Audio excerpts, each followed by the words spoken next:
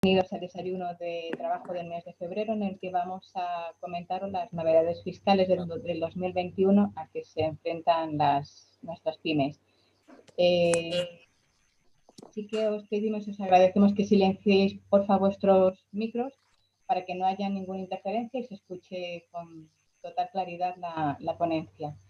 Al final de las presentaciones, de las exposiciones de los dos ponentes, abriremos un turno para que podáis transmitir vuestras dudas o vuestras consultas. Lo podéis hacer bien mediante la opción levantar la mano y os iremos dando paso, o a través de la opción de chatear e iremos dando lectura a las consultas que vais planteando a los ponentes. A continuación cedo la palabra a nuestro tesorero y vocal de Economía de la Junta Directiva de ASA Jacobí, Francisco López, quien dará paso a nuestros ponentes. Gracias de nuevo y un saludito. Buenos días, Ana. Buenos días a todos. Gracias por compartir este ratito con ASA Jacobí. Sabéis que uno de nuestros objetivos de ASA Jacobí es fomentar el diálogo de carácter empresarial, ¿no? El tener un foro donde compartir nuestras inquietudes. Lo de desayuno está bien, os debemos un café a cada uno que se ponga el suyo en casa, pero bueno, las nuevas tecnologías nos ayudan a comunicarnos, ¿vale? Nos propusieron de ASA Jacobí nuestra inquietud, análisis de la situación económica. Pensamos que era importante conocer las principales novedades fiscales, para lo cual pues tenemos dos ponentes excelentes profesionales y excelentes personas, como son Carlos Martínez Díaz, que alguno conocéis, el director del área fiscal de Gestoría López Colmenarejo, y a José Antonio Martínez Herrera, vocal 1 del Colegio de Gestores, gestor administrativo y un gran especialista en temas fiscales, ¿vale?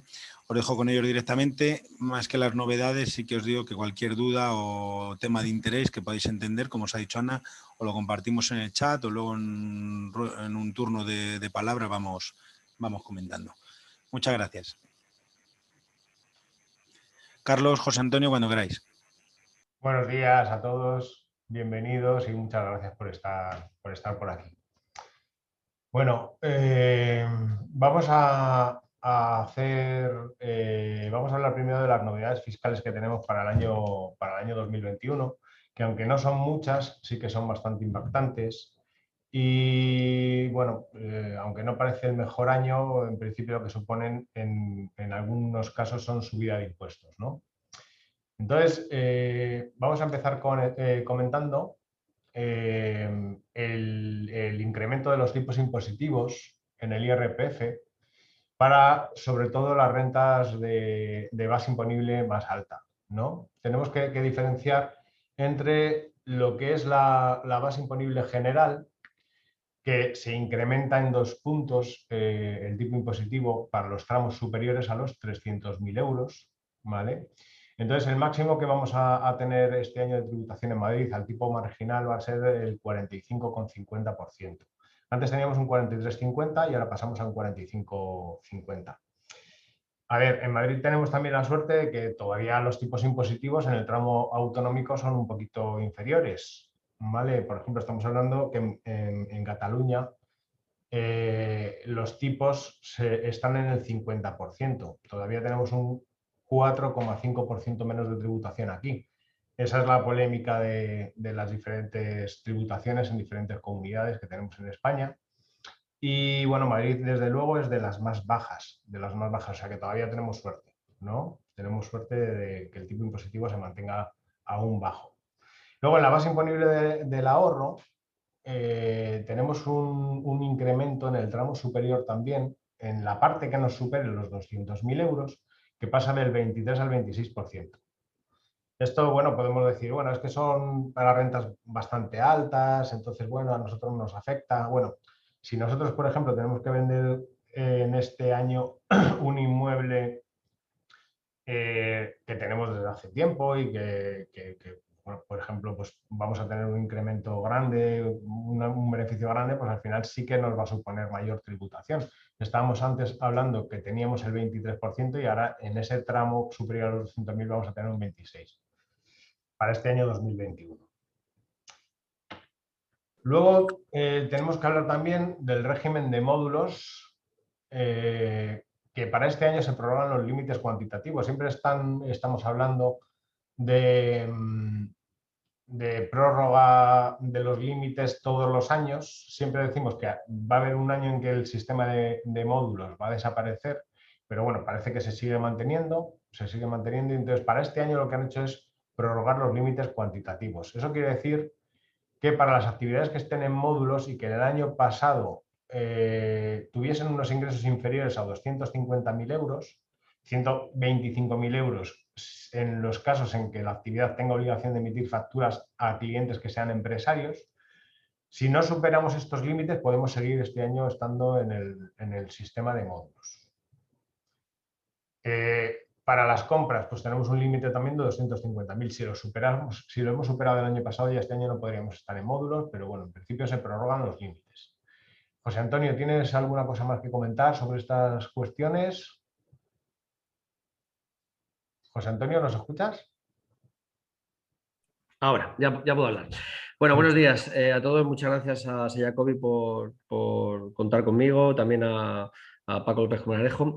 Y en principio, hasta ahora no tengo ningún comentario. En particular, en lo que se refiere al tema de los módulos, pues estamos asistiendo, como hay una norma que se modifica en el año 2015 y que estamos en el año 2021 y seguimos prorrogándola cada año. No sé si tenemos a alguna persona que nos está viendo y que está en el sistema de módulos, pero la verdad que es un poco agónico que cada año lleguemos al mes de diciembre sin saber si al año siguiente uno va a seguir estando en este sistema o no, porque tradicionalmente esta aprobación se suele hacer en los últimos días del mes de diciembre, con lo cual tenemos a personas en las que no se sabe si superando esos 125.000 euros de facturación van a continuar o no, pero bueno, este año parecía que si en algún momento había que prorrogarlo era precisamente en este, pero como bien has dicho, Carlos, es muy probable que si no para el que viene o para el siguiente, al final se reduzca el volumen de facturación, se baje a los 150.000 euros, con lo cual nos quedaríamos en 75.000 para aquellos que emiten facturas y por lo tanto con 75.000 euros quedarían fuera del sistema muchísimos de los empresarios, sobre todo por ejemplo gente del transporte o empresas o empresarios que tienen un gran componente de gasto y que evidentemente cuando facturan tienen que repercutir ese gasto. Así que bueno, por ahora en este año seguimos quedando tranquilos y el sistema se mantiene. Sí, para el año que viene ya iremos viendo. Ya iremos viendo, claro que sí. Muy bien, pues vamos a pasar a comentar también que este año, claro, hay muchos empleados por cuenta ajena que han estado desafortunadamente en ERTE durante todo el año o durante parte del año. Entonces, aquí nos vamos a encontrar con un problema a la hora de hacer nuestra declaración de la renta, porque si hemos estado cobrando parte del año del SEPE y parte del año de la empresa, al final lo que nos va a suceder es que vamos a tener dos pagadores. Y eso nos va a suponer pues, que a lo mejor la empresa no nos ha retenido por el tipo impositivo alto que nos hubiese estado reteniendo si hubiésemos estado todo el año cobrando sueldo, y el SEPE en la mayoría de los casos no ha retenido a nadie nada, porque no es una opción o no se ha optado o lo que sea. Entonces esto va a suponer que hemos pagado a Hacienda vía retenciones menos de lo que realmente nos va a corresponder pagar en la declaración de la renta. Con lo cual hay que contar con que en muchos casos pues, la cuota va a ser positiva por encima de lo que suele ser habitual para esa persona. Entonces también, bueno, pues hay que contar con ello. ¿No? ¿Te parece, José Antonio? Bueno, yo soy quizás más agorero que tú, Carlos, y pronostico una declaración de la renta de este año dramática. A partir del día 7 de abril, que es cuando empieza la campaña, vamos a tener encima de la mesa los datos fiscales de muchas personas que van a ser datos fiscales erróneos, porque todos sabemos, todos conocemos o todos hemos oído a través de los medios de comunicación de que el SEPE tiene un absoluto caos. No porque sean malos trabajadores los que están allí, sino porque es tal el volumen de trabajo que han tenido que manejar en el 2020 que hay muchas personas que han cobrado más de lo que deben cobrar y muchas personas que no han cobrado lo que deben de cobrar. Con lo cual, nos vamos a encontrar con la situación de que nos vamos a enfrentar a datos fiscales de personas en los que posiblemente los ingresos que se les estén imputando no sean los correctos. Con lo cual, además de que vamos a tener un segundo pagador, como bien dices, Carlos, además de que vamos a tener situaciones en las que hay personas que van a tener que pagar una cuota importante en su declaración de la renta, vamos a tener que decidir qué hacemos con aquellas personas que nos traigan datos que no sean reales. Si declaramos lo correcto, y al declarar lo correcto, evidentemente, si tienen una devolución, su devolución se va a parar, o si declaramos lo que viene en los datos fiscales y posteriormente hacemos una solicitud de devolución de ingresos indebidos.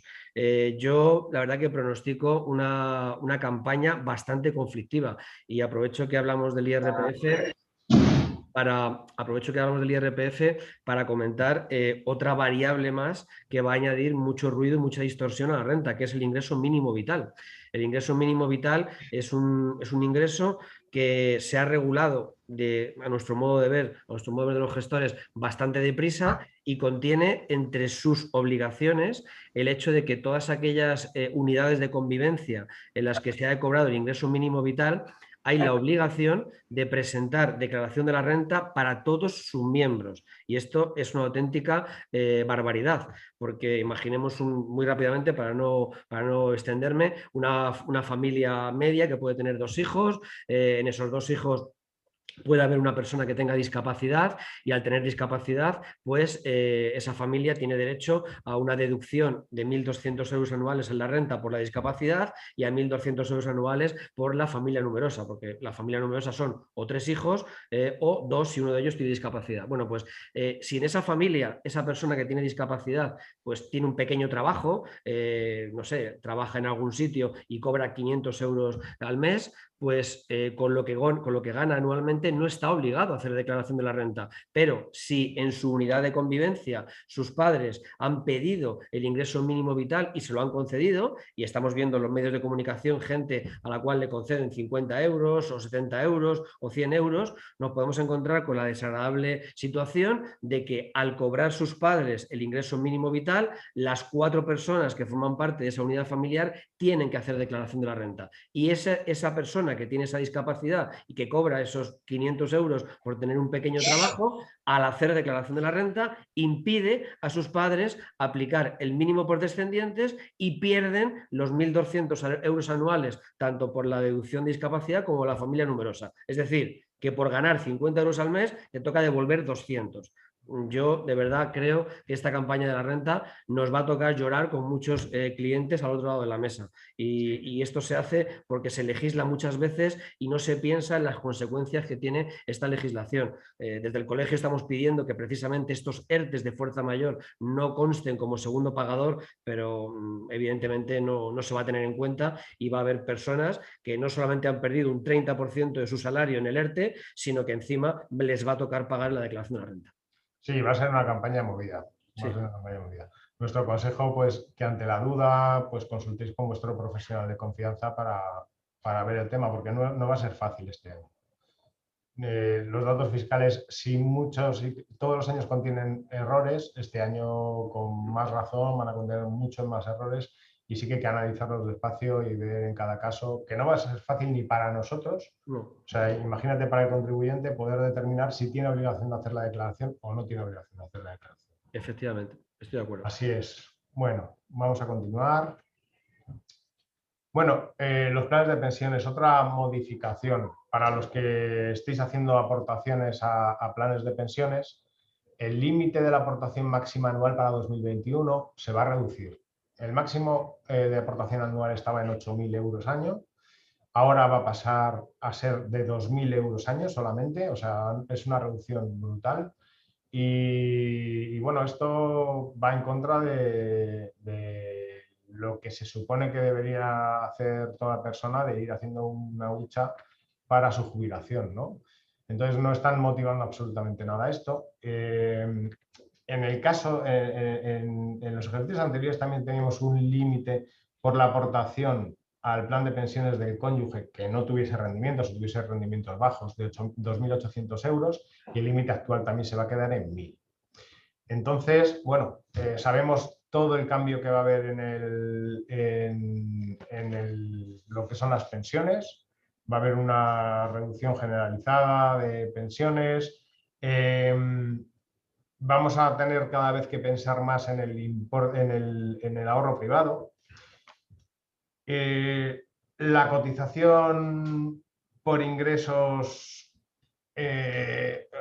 por lo que es la pensión, cada vez se va a cambiar, y en el nuevo sistema parece que se van a ampliar los años sobre los que se va a calcular la pensión, los años cotizados. Entonces, están hablando de 35 años cotizados para poder calcular la pensión. Esos 35 años de media de salario va a suponer un cambio, y sobre todo, y lo más importante, es que en la nueva reforma del sistema de pensiones parece que los autónomos vamos a tener que cotizar por los ingresos que tengamos, no como ahora, que podemos elegir la cuota, podemos elegir la base sobre la que queremos cotizar. Eso va a dejar en principio de existir, y se va a empezar a cotizar por los ingresos reales que tiene cada uno, ¿vale? Esto supone un gran cambio. Entonces, dado que todos estos límites de aportaciones anuales bajan mucho, hay una alternativa, que son los planes de empleo. Los planes de empleo son planes que crea la empresa, en la cual hace aportaciones en nombre del trabajador, y ahí sí vamos a tener un límite superior. El límite va a estar en 10.000 euros de aportación anual, con lo cual puede ser una buena alternativa. Pero la mayoría de las compañías de seguros, lo que estamos viendo y estamos estudiando, es que todavía no están preparadas, se les ha pillado un poco a lo mejor a traspié toda esta reforma, y todavía no están preparadas para poder ofrecer a las empresas más pequeñas esos planes, ¿no? Porque realmente lo que ahora son planes de empleo para empresas más grandes, que pueden aportar más en el conjunto de los empleados. Entonces, entendemos que de aquí a unos meses las compañías de seguros van a empezar a ofrecer productos para empresas más pequeñas, para que se pueda hacer. O sea, eso puede ser interesante, y bueno, para muchas empresas pues puede ser también un incentivo para el trabajador, esas aportaciones que puede hacer a su plan de empleo. ¿No, José Antonio, te parece? Bueno, yo en esta diapositiva tengo que deciros que me siento muy disgustado, porque creo que este tijeretazo me parece que es una traición al contribuyente. Es una vergüenza que exista un vehículo de deducción que encima tiene un larguísimo plazo para la recuperación, y que de la noche a la mañana se reduzca de 8.000 a 2.000 euros. Esto no puede ser. O sea, es establecer unas reglas del juego, y a mitad del partido las cambiamos. ¿Y qué hacemos ahora con toda la gente que se ha hecho una planificación fiscal para ahorrar un dinero muy importante en su declaración de renta, y que ahora mismo a mitad del partido se cambia? Hubiera estado bien que, ya que se reducen estos planes de pensiones de esta manera, hubiera habido una puerta de salida para todos aquellos que ahora tienen 40, 45, 50 años y que no quieren esperar hasta los 65 años para recuperar su plan de pensiones. Es decir, bueno, vamos a ver, hemos cambiado la fiscalidad del plan de pensiones, pues vamos a dejar que aquellos que quieran rescatarlo lo puedan hacer sin más que solicitarlo.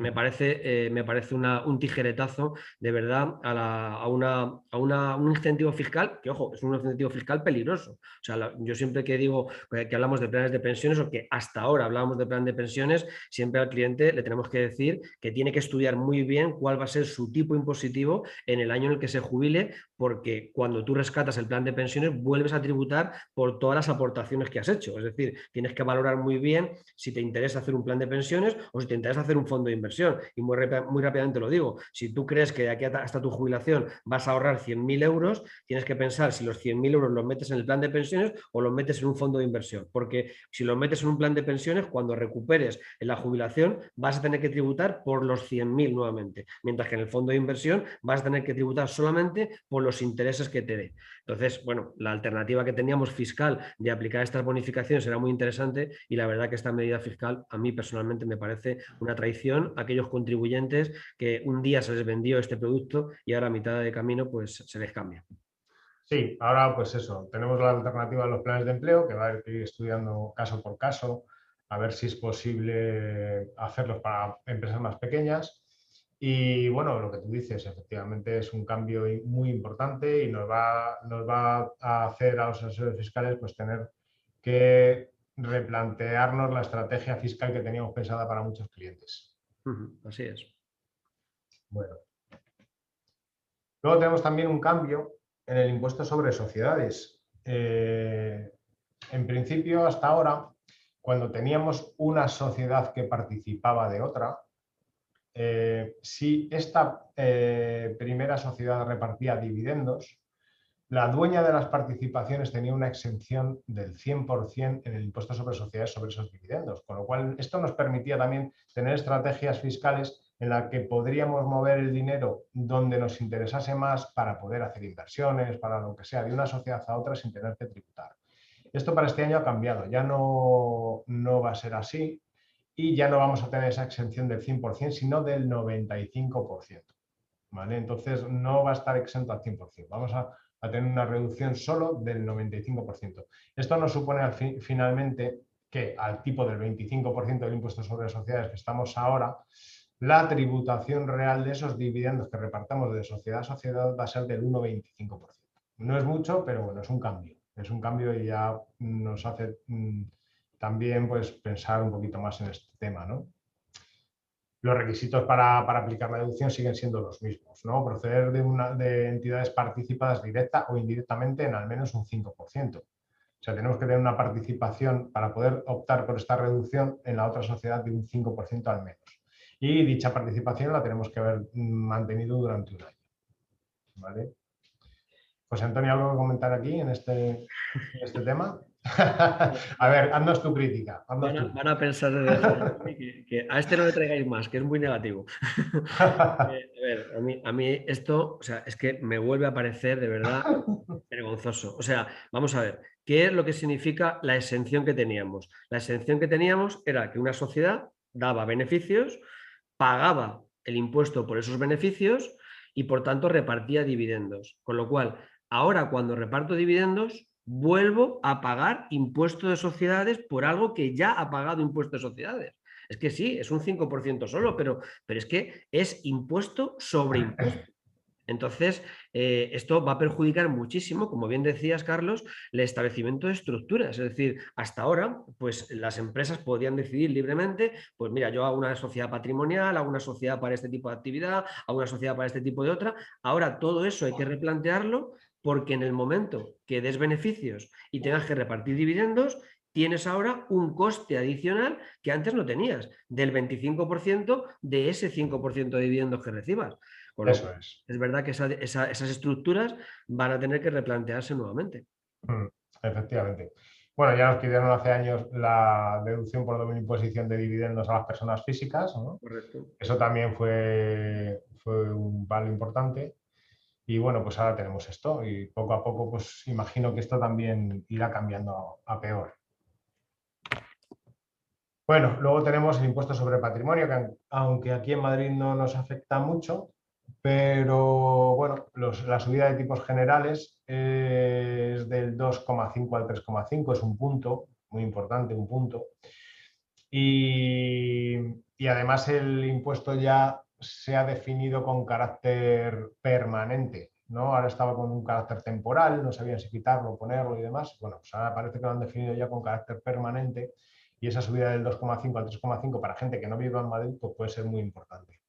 Madrid sigue con la bonificación, cuota cero, ¿vale? Con bonificación tenemos cuota cero, por lo tanto, en principio aquí no tenemos problema, pero bueno, pues en otras provincias desde luego sí que es importante el cambio. ¿No, José Antonio? Bueno, el impuesto de patrimonio es que el impuesto de patrimonio creo que solamente existe en España, en el mundo. En el mundo lo tenemos en España, no sé si existe en algún país más, pero incluso hay países en los que este impuesto se prohibió, porque, no sé, desde que a ti alguien te explica cómo funcionan los impuestos siempre tienen el objetivo de gravar la consecución de una renta. Es decir, pues es normal que si tú tienes unos ingresos o has obtenido unos rendimientos, pues te has que pagar unos impuestos. Esto es lógico y normal. Pero que tú tengas que pagar por el hecho de disponer de ese patrimonio, simplemente por ser titular de él, es algo que chirría en lo que es el concepto impuesto. Llamémosle tasa o llamémosle lo que sea. Y evidentemente ese 3,5% va a ahuyentar a muchísima gente que se va a mover de un sitio a otro. La segunda fila, lo de que Madrid sigue con bonificación, yo creo que este va a ser el último año en el que vamos a tener bonificación, porque el caballo de batalla que están siguiendo determinadas formaciones políticas es igualar a todo el mundo, pero en lugar de igualar hacia bien, igualar hacia mal. Y por tanto, todo va en el sentido de prohibir que existan estas bonificaciones y que exista un tipo mínimo en todo el Estado. O sea, las novedades fiscales que estamos contando hoy, Carlos, son la punta del iceberg. El iceberg, efectivamente. O sea, y de entre ellas vamos a tener el impuesto de patrimonio, porque esto es algo que estamos viendo todos los días en los medios de comunicación, que es el caballo de batalla por el que se está luchando para que Madrid lo deje de tener, junto con el impuesto de sucesiones y donaciones, por supuesto. Sí, efectivamente este va a ser un año de un primer cambio que va a ir seguramente a peor. Bueno, impuesto sobre la prima de seguros, que parece que pasa desapercibido, pero que al final es un impuesto que pagamos todos, ¿vale? Y este año, pues la subida de este impuesto sobre las primas de seguros que todos pagamos, suben del 6 al 8%. Como decíamos antes, no parece el mejor año para subir impuestos, pero así es, ¿no? Así es como se ha estipulado y así como está para este año. Pasamos del 6 al 8%. ¿No, José Antonio? Bueno, aquí en principio, a ver, es evidente que vamos a tener un desfase entre ingresos y gastos y de algún lado hay que subirlo y bueno, pues han decidido que este sea uno de los impuestos en los que se aplica, pero no olvidemos que estamos hablando de impuestos indirectos, es decir, esta subida del 2% lo paga la persona que gana una nómina de 1.000 euros y la persona que gana una nómina de 10.000. O sea que no nos convierte en más iguales, sino que nos convierte en más desiguales. Pero bueno. Eso es, no es absolutamente para nada progresivo ni proporcional, entonces afecta a todo el mundo y es una subida pues, que afecta a rentas bajas, a rentas altas. Eso es. Este impuesto sobre las primas de seguros, junto con el golpe que también han sufrido el impuesto de matriculación, creo que va a perjudicar muchísimo al sector de la automoción. De hecho, ya parece ser que hay estadísticas en las cuales se está notando una caída muy importante. Es decir, si tú ya te planteas comprarte, por ejemplo, un coche y sabes que hasta el 31 de diciembre de 2020 había unos tipos impositivos y no te tocaba pagar nada por el nivel de emisiones, pues en el 2021 sí que tienes que pagar, encima echas cuentas y miras lo que vas a pagar de seguro, con lo cual al final esto hace que mucha gente se esté retrayendo a la hora de comprarse lo que es un coche, que es un elemento que al final moviliza mucho la economía de este país, los concesionarios, las reparaciones, los combustibles, bueno, en definitiva perjudica el crecimiento. A todo el sector. Exactamente. Bueno, en el IVA no hay una reforma demasiado importante, solamente comentar la subida de los tipos de las bebidas azucaradas o edulcoradas del 10% al 21% en comercios, no en restauración. ¿Vale?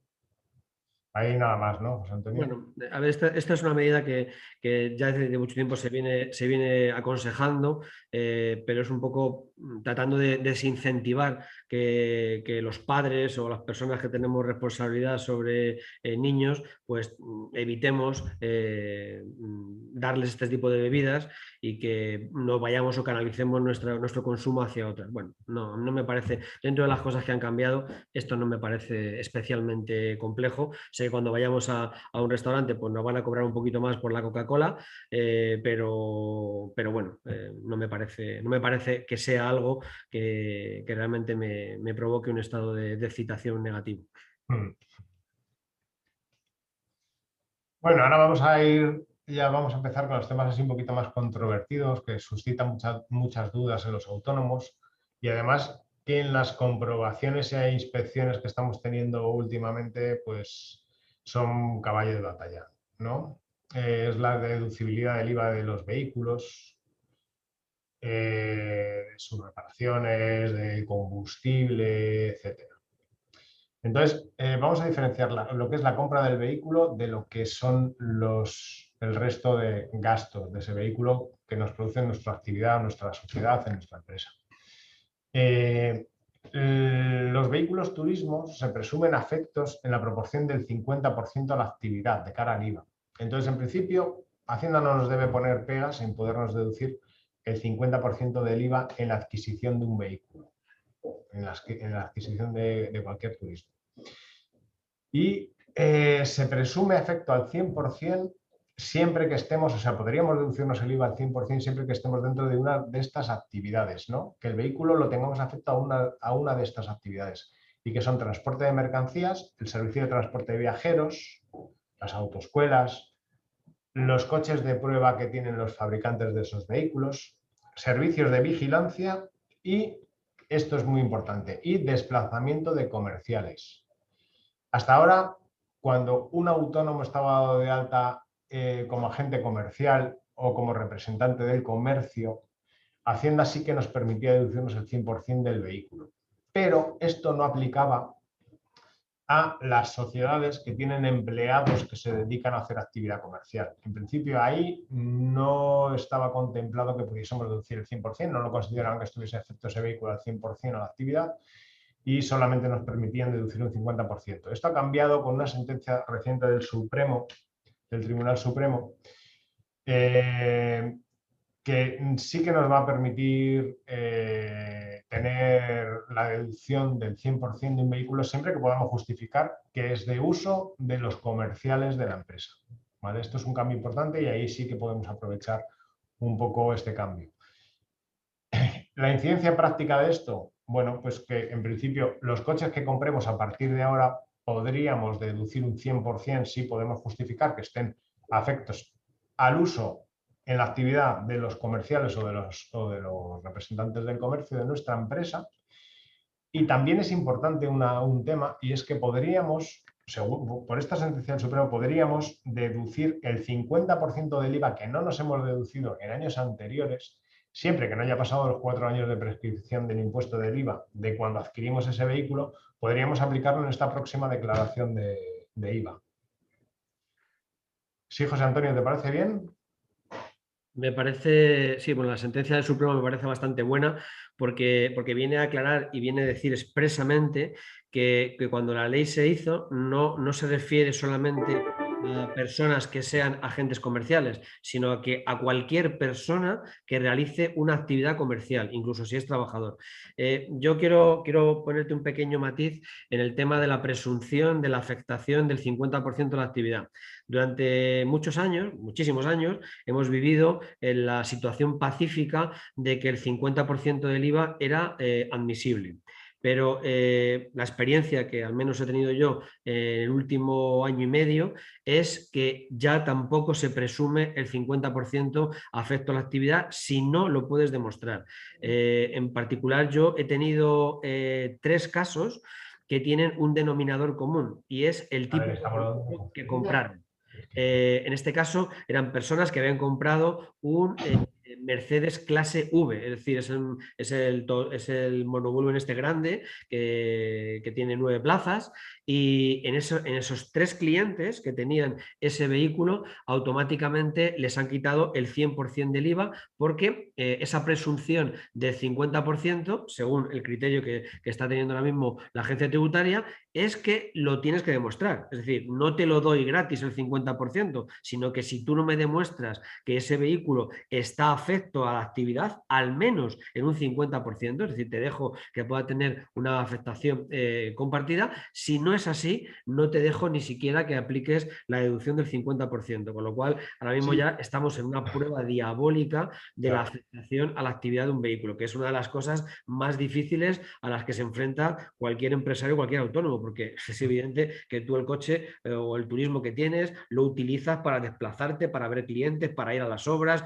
o para ir a comprar al macro o para lo que tengas que hacer. Y en casi todos los casos mucho más del 50%, efectivamente. Muchísimo más. O sea, Y eso cuidado. además va contra la legislación actual, porque la legislación actual en principio sí que permite la deducción del 50%, es algo que está que desde gestión de Hacienda están haciendo contra la ley, porque en principio si quieren justificar o demostrar una afectación inferior al 50%, tienen que ser ellos los que prueben esa afectación inferior al 50% y no el contribuyente, ¿no? Exactamente. Entonces están tomando un poco la justicia por su mano y en algunos casos, sobre todo en casos quizá de coches de alta gama, ¿no? Sí, eso es. Sí, sí. Entonces, bueno, luego tenemos por otro lado el mantenimiento, la reparación, los combustibles, etcétera, todos los gastos, ¿no? Estamos hablando siempre del IVA, de la deducción de IVA. Independientemente de la presunción al 50% de la afectación, en principio, según está la legislación actual, sí que podríamos deducir el 100%, aunque la afectación se suponga el 50%, siempre que justifiquemos que ese combustible en concreto en ese día que hemos echado, pues ha sido para ir a hacer visitas a clientes. O sea, que este efecto, eso es lo que es cada uno de los repostajes a la actividad. Ahí sí que, acreditándolo, podríamos deducir el 100% del IVA. ¿Vale? Aunque el coche esté afectado al 50%, según Hacienda, y nos hayamos deducido solo el 50%, quizá los gastos, si está justificado que estén utilizados al 100% en la actividad, podríamos deducir el 100%. Correcto. Entonces, ¿qué podemos decir? Pues a ver, consejos para poder justificar que tenemos una afectación del vehículo superior al 50%. Pues, a ver, podemos tener partes de trabajo, podemos rotular el vehículo, siempre puede ayudar. También lo que se está haciendo últimamente es instalar en los vehículos de empresa un dispositivo de rastreo y localización, ¿vale? Porque ahí vamos a tener el historial de dónde se ha movido el coche y qué ha ido. Entonces vamos a tener una justificación casi perfecta a Hacienda que el coche no se ha utilizado ni una sola hora para un fin particular, ¿vale? Entonces eso puede ser bastante importante. También podemos justificar que tenemos un vehículo distinto para uso personal, que también puede ayudar. Y bueno, lo que decíamos antes, ¿no? Ojo con los vehículos de alta gama, porque esto es Hacienda entiende que si tienes un vehículo de alta gama, al final es para un disfrute personal y no es necesario para la actividad. Es lo que está entendiendo gestión e inspección en Hacienda, y eso sí nos puede dar un poquito más de problema y con lo que sí tenemos que tener también más cuidado. Sí. A ver, muy importante también es que conservemos la factura original con todos los datos de la empresa, y muy importante también porque esto hay empresas que no lo están haciendo y siempre hay que poner la matrícula del vehículo que reposta para poder justificar el vehículo que... Simplemente no poner la matrícula del vehículo en una factura ya invalida esa factura de cara a la deducción del IVA de cada Hacienda. Es lo que estamos viendo, ¿no? En las revisiones e inspecciones que estamos teniendo. ¿No, José Antonio? Sí, así es. Yo creo que todas las personas que nos estén escuchando, de verdad que se lleven esos 5 puntos que ha puesto Carlos ahí, porque son muy brillantes y porque cualquiera de ellos te va a permitir discutir la afectación y la deducción del gasto. Es decir, nosotros siempre hablamos exactamente de este tipo de cosas. No es fácil, pero desde luego creo que con un pequeño tiempo que le dediques a tratar de ver cómo puedes implantar esos sistemas, te puede evitar, sobre todo si tienes un IVA muy importante en los vehículos. O sea, que todo el mundo grabe en su cabeza esas posibles acreditaciones Yo añadiría quizás una más, que es si puedes tener el seguro del vehículo con carácter profesional, porque cuando vas a contratar un seguro, pues te preguntan si es para uso particular o uso profesional. También es verdad que si lo pides para uso profesional, el seguro es más caro, pero ya por lo menos tienes un documento emitido por un tercero en el que dice que el uso de ese vehículo es profesional. Con lo cual, muy importante tener este listado de opciones para poder justificar la deducibilidad. Sí, más cuando los gastos de desplazamiento en muchas empresas es un porcentaje, supone un porcentaje importante de la cuenta de resultados. Sí, sí, eso es. Bueno, vamos a continuar.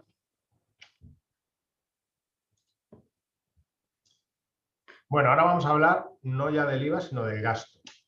¿Vale? Entonces, en la mayoría de los casos, la compra del vehículo se deduce, bueno, en la mayoría de los casos no siempre, se deduce vía amortización. No nos podemos deducir el vehículo en un solo ejercicio, en el ejercicio que no lo compremos, sino que tendremos que, según las tablas que tiene Hacienda, podremos deducir una parte del coste de ese vehículo cada año vía amortización y así finalmente terminaremos deduciéndolo en varios años. Pero aquí sí que Hacienda exige y está exigiendo que el vehículo esté afecto al 100% a la actividad. Aquí no nos permiten la parcialidad. Aquí nos dicen, bueno, pues si lo usas parcialmente para tu negocio y parcialmente para tu vida personal, pues te vamos a dejar un porcentaje. No, aquí si lo estás utilizando, aunque solo sea unas horas a la semana, en tu vida particular, la agencia tributaria no está admitiendo absolutamente ningún gasto. ¿Vale? Ni de mantenimiento, ni de reparaciones, ni de combustible, ni de la compra del vehículo. ¿No es así, José Antonio? Sí, Lo que estamos viendo, las revisiones que estamos teniendo. lo que ha venido directamente ya a enterrar esta discusión es la última sentencia del Tribunal Supremo, que en casación vino a decir que no es posible la afectación parcial en el IRPF o en el impuesto de sociedades para la deducción parcial del vehículo.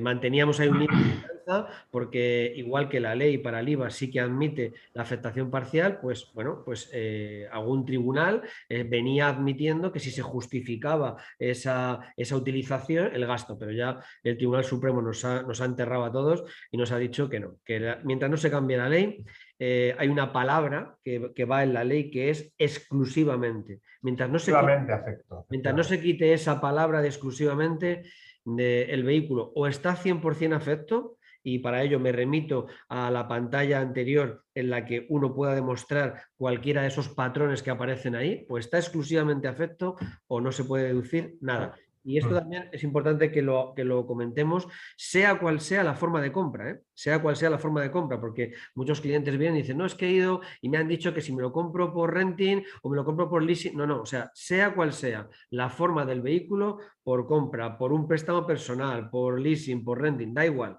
Si hablamos de un vehículo de estas características, si no está afecto 100%, no es deducible. Eso es. Eso es. Es verdad que muchos clientes siempre tienen la duda de, no, es que si lo compro por renting me han dicho que sí es deducible. No, la adquisición del bien es la misma, el fondo es el mismo y finalmente la norma es la misma para todo, sea de la forma que lo paguemos, da igual. Da igual. Bueno, y ahora estamos también para ver la deducibilidad de gastos en afectación parcial de vivienda habitual a la actividad. Hay muchas personas que bueno, pues tienen en su vivienda su propio despacho, oficina, etcétera, ¿no? Utilizan parte de su vivienda para su actividad. Entonces, ya desde hace unos años sí que Hacienda viene permitiendo la deducibilidad de ciertos gastos de forma parcial de la vivienda en la actividad. Aquí es contradictorio, José Antonio, porque están tomando exactamente lo contrario a lo que están tomando para los vehículos. O sea, nos ponen menos pegas en la deducción del gasto y nos ponen todas las pegas en la deducción del IVA. Entonces, también es algo absolutamente contradictorio, ¿no?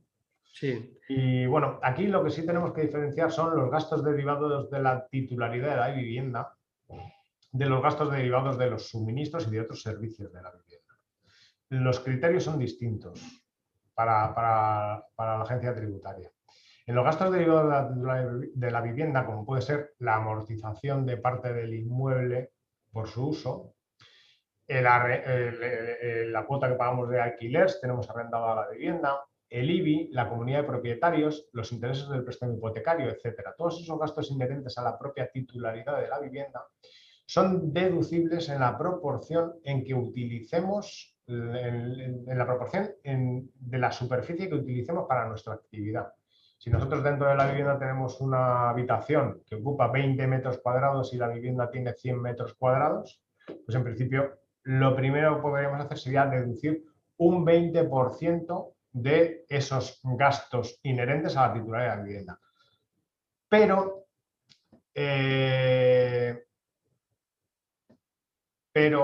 en los gastos derivados de suministros y otros servicios aquí cambia la cosa, ¿vale? Aquí ya no nos vamos a poder deducir el 20% de esos gastos directamente.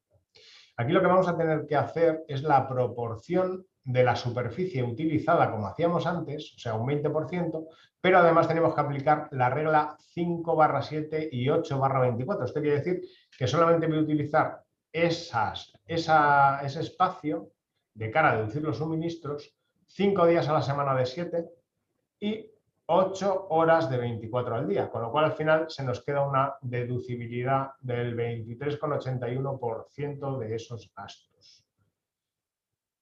Al final realmente va a suponer en la mayoría de los casos muy poco importe lo que nos vamos a poder deducir vía deducción de gastos de la vivienda.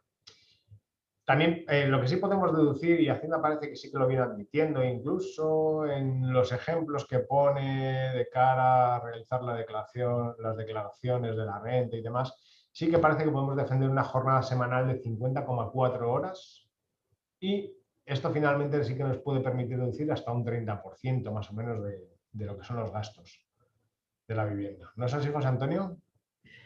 Bueno, en el tema de los suministros, yo creo que al final el porcentaje tal y como lo interpreto, es el 30% del porcentaje que tú tengas de la vivienda. Pero es verdad que la norma es un poco confusa, pero en cualquier caso estamos hablando de una deducción relativamente pequeña. Sí, pero sin embargo en numerosas, digo, porque este año llevamos un par de años con bastantes revisiones en este sentido. Sí que es cierto que si tú no lo tienes estipulado y no lo defiendes bien, realmente las liquidaciones de Hacienda están saliendo con este porcentaje, ¿vale? Con el 23,81 directamente. Luego a lo mejor podrás recurrir en un recurso de reposición ante la propia agencia tributaria y quizá te den la razón, no lo sé, estamos ahí pendientes de verlo, o puedes a lo mejor hacer un recurso al Tribunal Económico Administrativo, que sí que te pueda dar la razón, ¿no? Pero en principio, desde luego, las liquidaciones de Hacienda de primeras están saliendo con estos importes. Bien. Entonces, también es muy importante, y esto sí que es importante, si consideramos que la deducción de los gastos de la vivienda en nuestra actividad es algo que nos merezca la pena, es incluir en un modelo 036 los metros cuadrados utilizados como oficina o despacho. Tenemos que dar de alta nuestra vivienda en la proporción que la tengamos en uso mediante un modelo 036, como despacho o como oficina. Eso es muy importante. Si no, todo esto no nos va a permitir absolutamente nada de esto. ¿No es así, José Antonio? Efectivamente, además tenemos una reciente consulta vinculante que una persona preguntó que con motivo de la pandemia se vio obligado a teletrabajar desde su casa porque no podía salir de su casa y que si como consecuencia de esa situación iba a poder desgravarse los gastos que le había supuesto el estar en su casa. Y la contestación fue que no.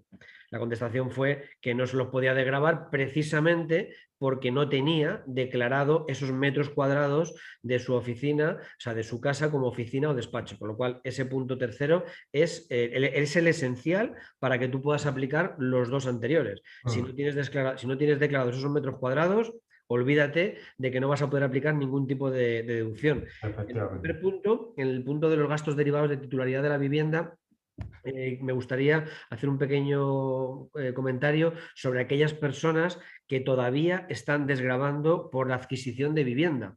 Lo digo porque si parte de esa vivienda dices que está afecta a una actividad empresarial y quieres aplicar gastos en tu actividad económica, esa parte de la vivienda no la vas a poder aplicar en el concepto de deducción por adquisición de vivienda del préstamo que pagas para Claro, todas claro. aquellas personas que tengan préstamo anterior al año 2013. Entonces, hay que examinar qué te interesa más una cosa u otra, pero desde luego el punto Eso tercero es es. que si no tienes los metros cuadrados declarados, desde luego, absolutamente nada de nada. Y esa consulta vinculante, desde luego, me parece que a muchísima gente que se nos ha obligado a estar en casa teletrabajando y que evidentemente tenemos un mayor consumo de gas, de luz y de todo lo demás, eso no sea un motivo como para poder desgravarlo, pues entonces ya no sabemos qué va a ser el motivo. Sí.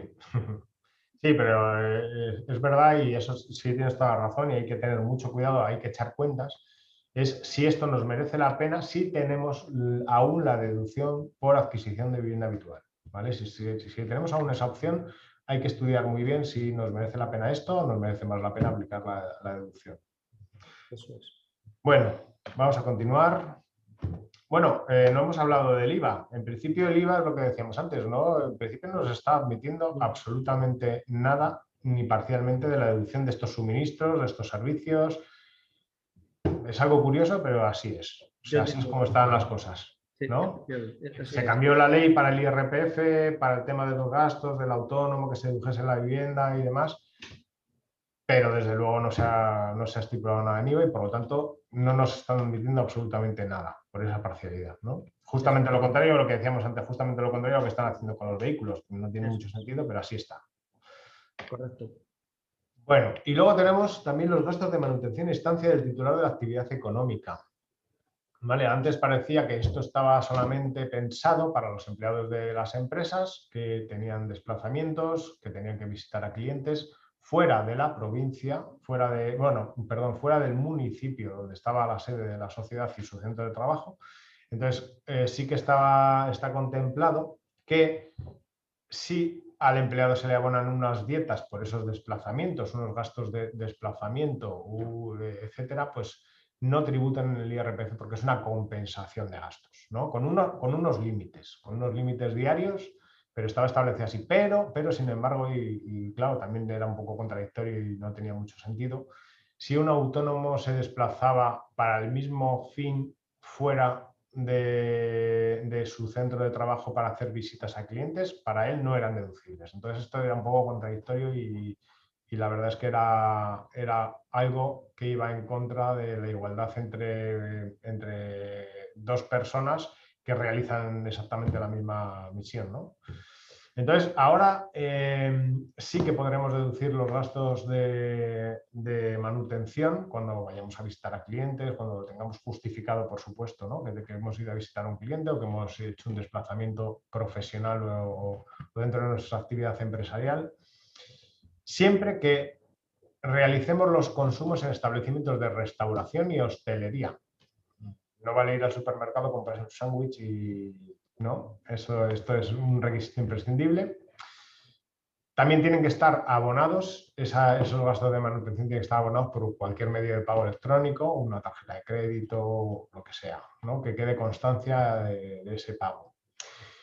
Y luego tenemos unos límites cuantitativos establecidos, los mismos que para trabajadores y que son estos, ¿vale? Esto es lo mismo, los mismos límites cuantitativos. Esto es lo máximo que podremos deducirnos por día, teniendo justificado que hemos ido a realizar trabajos. Si no pernoctamos fuera de nuestra casa, pues serán 26,67 euros al día. Si estamos en España y si hemos realizado un viaje al extranjero, serán 48,08 euros por día.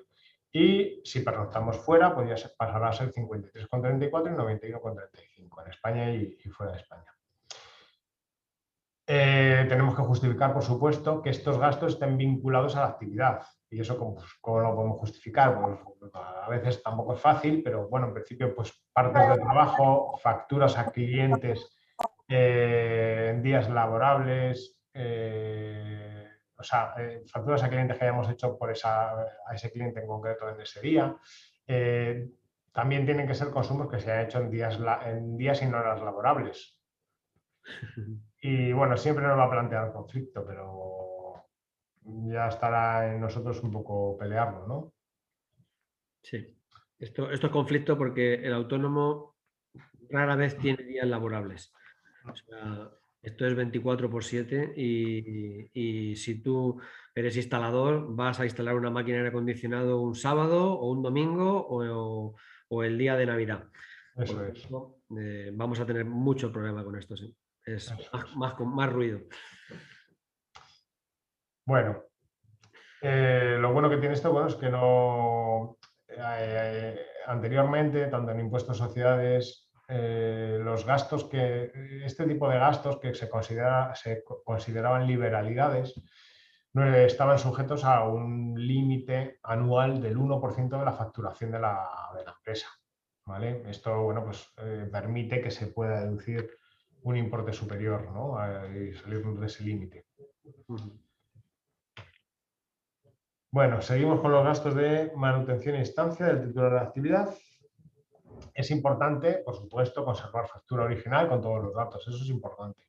No es imprescindible porque está pagado con un medio electrónico y teniendo el ticket, en principio no debería haber problemas, pero desde luego nos quitamos de problemas y pedimos una factura original al restaurante con nuestro nombre, nuestros datos, nuestro NIF y ya está. Luego, los gastos de estancia. Los gastos de estancia son los justificados con factura original. ¿Vale? Siempre tiene que haber también un medio de pago para justificar que realmente hemos pagado eso.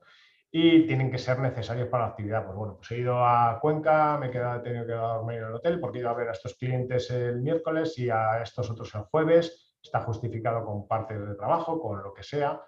Y bueno, pues eso, teniendo la factura original y el medio de pago, no debería haber problemas en la deducibilidad. Y el IVA, en los gastos de manutención no es deducible en ninguna proporción. El IVA, ¿vale? Tenemos que considerar el total de la factura como un gasto, pero no IVA. Y sí, en hoteles sí que nos podríamos deducir el IVA, ¿no, José Antonio? Yo entiendo que sí. Sí, así es.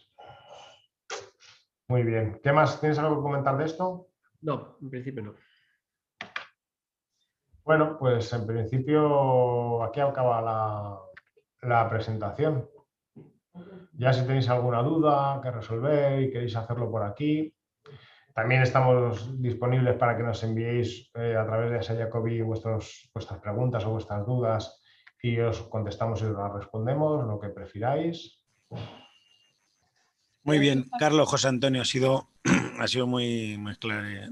Yo, una cuestión solo. Mira, Manuela Novillo nos pregunta a través del chat que todo este tema de gastos de vehículos, viajes, manutención que estás explicando es solo para autónomos o también para empresas. Perdona, se te oye un poco mal, Ana. Mira, es una pregunta que nos han hecho a través del chat, Manuela Novillo, que nos dice que todo este tema de gastos de vehículos, viajes, manutención que habéis explicado, si es solo para autónomos o también para empresas. No, la sociedad es exactamente igual. En las sociedades todo lo que nos hemos referido al IVA deducible y gastos del vehículo se aplica exactamente igual, ¿no? Para un autónomo que para una sociedad. Exactamente lo mismo. Genial. Los gastos de manutención entendemos que se está refiriendo a los autónomos para deducirlos en su actividad, pero también podría ser una muy buena justificación, desde luego, para los administradores de la sociedad que no son empleados y que antes sí que teníamos mucho problema en deducir esos gastos, son los gastos de manutención, que también pueden estar, podemos aplicarlo a la sociedad que les pague esos gastos. Se puede aplicar exactamente. Muchas de las cosas que hemos estado haciendo vienen en la ley del IRPF, con lo cual en principio afectarían a los autónomos como tal, pero son efectivamente aplicables a las sociedades desde nuestro punto de vista.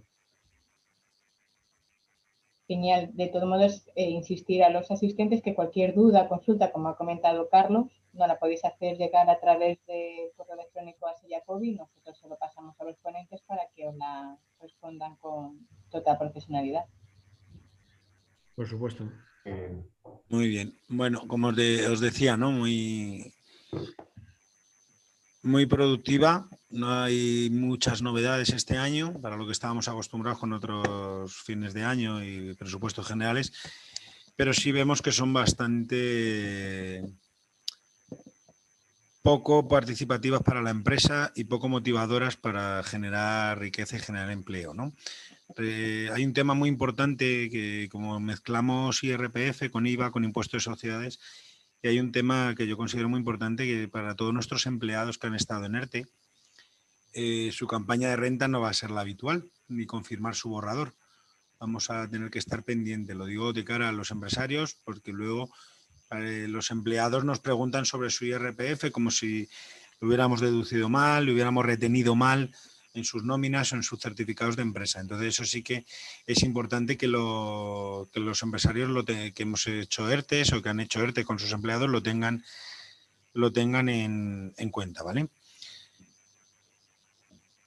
Y luego también importante, empresarios de Colmenar, de Tres Cantos, que somos la mayoría que estamos en el chat, atentos a las ayudas que hemos recibido, tanto del Ayuntamiento de los Planes Impulsa, como de la Comunidad de Madrid, como el cese de actividad de los autónomos. Esos ingresos que hemos recibido y que puede, como decía José Antonio, por el mare magnum que tiene la Administración, que no lleguen correctos esos borradores o esos datos a nuestra Hacienda, estar atentos de la obligación de declarar esas ayudas que hemos recibido por distintos conceptos. Y ahora que tenemos unos días para terminar de presentar, muy poquitos días ya para presentar el 347, también tened en cuenta que si superamos el importe de los 3.000 euros recibidos, por ejemplo, de la Comunidad de Madrid o de ayudas en general, tenemos que declararlos también en el 347, que eso muchas veces pasa desapercibido. Sí. Sobre todo el plan Impulsa, que en muchos casos superó los 3.000 euros. Vale. A ver, nos preguntaba Elisa sobre la deducibilidad de un gasto de ticket de un autónomo. Elisa, tiene que ir, como te han explicado Carlos y José Antonio, siempre relacionado ese gasto con un ingreso, con una reunión, con una visita a un cliente, y lo más importante para esos pequeños gastos, acreditar el medio de pago, una tarjeta de empresa, un pago electrónico vinculado a las cuentas de la empresa, no a las cuentas particulares. Es importante, ¿eh? Siempre que queramos deducir el IVA, de cualquier cosa, ya no estoy hablando de gastos de vehículo ni de tal. Siempre, para poder deducir el IVA, uno de los requisitos imprescindibles es tener una factura original, no vale un ticket. El ticket nos puede servir justificando el pago y a lo mejor a veces con un poco incluso de inconvenientes por parte de Hacienda para podernos deducir el gasto, pero el IVA jamás. Para deducir el IVA siempre necesitamos una factura original con todos los datos. ¿Hay alguna pregunta más? Bueno, yo si queréis os cuento una pequeña charla en la que estuve ayer en la que hablaban sobre las subvenciones para este año 2021 y comentaros que la Comunidad de Madrid va a sacar un nuevo plan Impulsa para el 2021 que va a ser de 5.000 euros. En este caso ya no va a estar ligado a las cotizaciones ni a los pagos de seguridad social, sino que va a pedir como requisito la reducción del 50% de facturación. Lo digo porque aprovecho que estoy en este foro y que hay empresas que seguramente que ese plan Impulsa le ha venido muy bien por parte de la Comunidad de Madrid. Deciros que en principio se va a poder optar también al plan Impulsa en este año, aunque haya sido beneficiario del año anterior, y la verdad que el importe, si va a ser de 5.000 euros, es una cantidad realmente importante. Así que atentos todos cuando se publique la normativa para pedirlo, porque ya sabemos que son subvenciones que están sujetas a un presupuesto y que, bueno, pues que prácticamente hay que ponerse allí a la cola de los primeros para que te llegue la subvención. Sí, es importante, y en la asesoría sí estamos muy pendientes de justo la salida de esto y de tener la documentación de las personas que puedan estar interesadas preparadas para el momento en que salga publicado en el boletín, hacer de inmediato la presentación, porque si no nos vamos a quedar fuera, porque habrá muchísima gente que lo presente y los presupuestos son, como decía José Antonio, muy limitados. Supongo que también habrá personas que están en la charla que se están preguntando en qué va a consistir los 11.000 millones que el presidente prometió ayer. No lo sabemos. O sea, yo personalmente no lo sé, hay mucha rumorología, se habla de que si puede venir por la vía de condonación de los ICOs, pero es todo hablar por hablar porque realmente ahora mismo no se sabe. O sea, parece que al final el gobierno sí que ha aceptado a poner a disposición de las empresas dinero, prometió esos 11.000 millones, yo solamente espero que de esos 11.000 millones no vayan 6.000 millones a Bengoa o a Europa o a alguna empresa de estas, sino que realmente lleguen a las pequeñas empresas, a los comercios, a la hostelería, a la restauración, a todas esas actividades que tienen cero ingresos y que han quedado paradas, y vamos a ver si no nos imponen condiciones leoninas como la prestación por cese de actividad, que prácticamente tienes que ser un indigente para poder cobrarla, lo tienes que haber reducido un 75%, si no, no la puedes cobrar. ¿Qué pasa? Que si has reducido un 70% ya no estás mal. Entonces, bueno, vamos a ver en qué se concentra todo, porque de verdad que hay mucha gente que está preguntándonos ya sobre ello, y supongo que a lo mejor, como el anuncio se hizo en el día de ayer, habrá personas hoy en la reunión que se puedan preguntar. Yo por ahora no tengo más información, no sé si vosotros tenéis alguna información. Yo, José, ayer me preguntaban en la radio y ahora también vamos a hablar de eso, ¿no? Los 11.000 millones, pues es un nuevo canto al sol, quizás para tapar la subida de cotización de los autónomos que nos quieren decir. Yo llevo desde ayer que lo publicó leyendo toda la prensa económica, todo es un canto al sol, no hay nada. Lo único que me preocupo es que Podemos quería condicionarlo a que esa entrada de liquidez en las pymes fuera condicionada a entrar en el capital como préstamos participativos, ¿vale? O sea, es un sistema intervencionista absoluto dentro de la hoja de ruta que, como tú sabes, que como asesor como nosotros, que has sufrido los 980 decretos de este año y cada cual lleva una pinceladita de intervencionismo. Y me preguntaban, ¿sería muy importante las subvenciones para las empresas? No. La empresa lo que quiere es una seguridad jurídica y una bajada de impuestos. No quiero ayudas, quiero que me lo pongan más fácil, que no tenga cada 15 días que hablar con mi asesor o mi abogado sobre las novedades, que no haya más ruido, como tú has dicho antes, sino que no tengamos la seguridad social más cara de Europa, que no tengamos las retenciones de IRPF más altas de Europa en proporción al tipo impositivo. Creo que lo ponía antes en el chat, arreglamos las cuentas por recaudando más, no recortando los gastos, como hacemos todos en nuestra casa y en nuestras empresas. Ajustamos los gastos y luego vamos a por los ingresos. En nuestro gobierno lo hace al revés, ¿no? Entonces, bueno, lo de los 11.000 millones, dijo 11.000, pues como dijo hace un año 250.000 millones, que es un 25% del PIB, se quedó tan a gusto el gobierno y no ha llegado nada, ¿no? Entonces, bueno, yo creo que lejos de dar tranquilidad ha generado todavía más incertidumbre. Ha generado ansiedad. Sí. Muy bien, bueno, oye, muchísimas gracias. No sé si alguien quiere alguna pregunta más, tiene alguna duda, querías abrir otro tema de debate o creo que estamos ajustados en tiempo, que luego todos tenemos mucho que hacer. Perfecto. Muy bien. Bueno, pues por mi parte, José Antonio, mil gracias. Carlos, Ana, Seyacobi, mil gracias, ¿vale? Gracias a todos. Muchas gracias a todos. Gracias a todos.